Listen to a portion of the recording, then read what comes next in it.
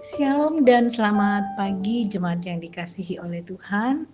Kita bersyukur pada pagi hari ini dalam mengaminkan kebaikan Tuhan yang tidak pernah berhenti terjadi dalam kehidupan kita. Pada hari ini tepatnya Rabu 3 September 2023 kita akan bersama-sama mendengarkan firman Tuhan. Namun sebelum itu mari kita berdoa. Ya Tuhan, kami mengucap syukur. Terima kasih untuk tuntunan Tuhan yang senantiasa bersama dengan kami. Kami akan mendengarkan firman-Mu pada pagi hari ini Tuhan. Roh Kudus-Mu menolong kami sehingga kami dapat memahami kebenaran firman Tuhan dengan baik dan benar. Bersabarlah ya Tuhan, kami telah siap untuk mendengarkan firman-Mu. Di dalam nama Tuhan Yesus kami berdoa. Amin. Firman Tuhan terambil dari Yeremia pasal yang ketiga ayat 14 sampai 25. Umat yang akan datang di Sion, kembalilah hai anak-anak yang murtad, demikianlah firman Tuhan, karena aku telah menjadi Tuhan atas kamu.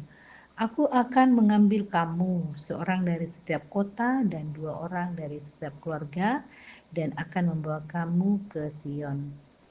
Aku akan mengangkat bagimu gembala-gembala yang sesuai dengan hatiku. Mereka akan mengembalakan kamu dengan pengetahuan dan pengertian.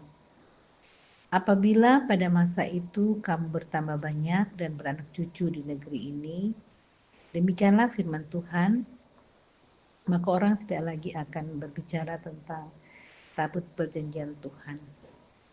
Itu tidak lagi akan timbul dalam hati dan tidak lagi akan diingat orang. Orang tidak lagi akan mencarinya atau membuatnya kembali.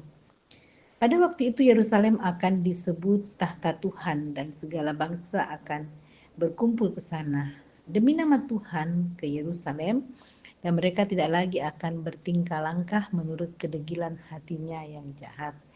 Pada masa itu kaum Yehuda akan pergi kepada kaum Israel dan mereka akan datang bersama-sama dari negeri utara ke negeri yang telah kubagikan kepada nenek moyangmu menjadi milik pusaka. Tadinya pikirku, sungguh aku mau menempatkan engkau di tengah-tengah anak-anakku dan memberikan kepadamu negeri yang indah, milik pusaka yang paling permai dari bangsa-bangsa. Pikirku engkau akan memanggil aku Bapakku dan tidak akan berbalik dari mengikuti aku. Tetapi sesungguhnya seperti seorang istri tidak setia terhadap temannya, demikianlah kamu tidak setia terhadap aku, hai kaum Israel. Demikianlah firman Tuhan. Dengar, di atas bukit-bukit gundul kedengaran tangis memohon-mohon dari anak-anak Israel, sebab mereka telah memilih jalan yang sesat dan telah melupakan Tuhan Allah mereka. Kembalilah hai anak-anak yang murtad, aku akan menyembuhkan engkau dari murtadmu. Inilah kami datang kepadamu, sebab engkaulah Tuhan Allah kami. Sesungguhnya bukit-bukit pengorbanan adalah tipu daya, yakni keramaian di atas bukit-bukit itu.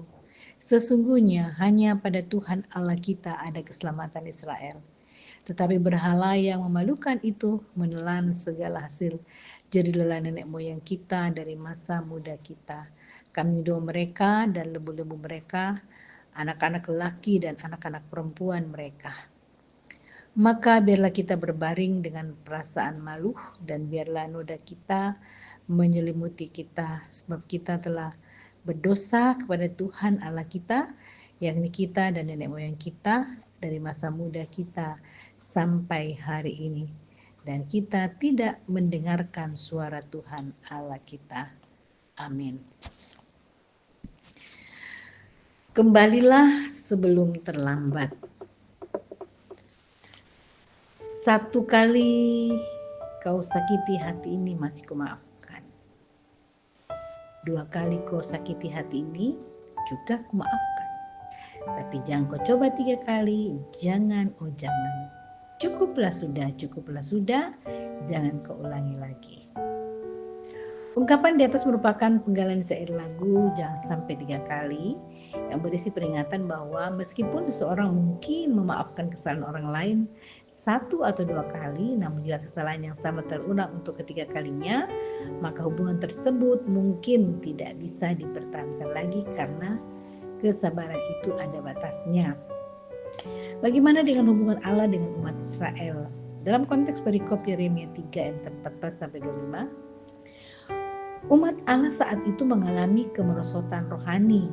Mereka jatuh pada penyembahan berhala, meninggalkan Tuhan dan hidup dalam ketidaksetiaan. Mereka digambarkan seperti seorang istri yang tidak setia terhadap pasangannya. Karena itu Tuhan memakai Nabi Yeremia untuk menegur umatnya yang telah murtad dan memanggil mereka kembali kepada pertobatan. Tuhan tidak serta-merta menghukum mereka. Dan penuh kasih ia mengundang umatnya untuk kembali kepadanya. Ia berjanji memberikan pemulihan dan menuntun mereka lewat gembala-gembala yang takut akan Tuhan. Tuhan menyatakan kerinduannya menyambut umatnya kembali sebagai anak-anaknya ketika mereka menyatakan pertobatan yang sungguh kepada Allah. Akhirnya Israel atau Yehuda mengakui bahwa hanya Tuhan Allah kita dan hanya pada Tuhan Allah kita ada keselamatan Israel. Mereka kembali sebelum terlambat dan Allah memulihkan mereka. Kasih Tuhan tak berkesudahan bagi kita. Tuhan merindukan kita, menanggalkan dosa kita dan mengharapkan pertobatan yang sungguh di hadapannya.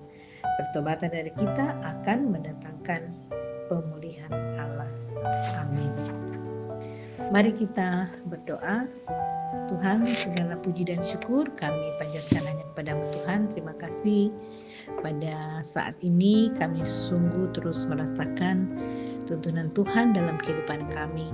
Mampukanlah kami sebagai anak-anak-Mu Tuhan senantiasa melakukan apa yang Tuhan kehendaki. Jikalau kami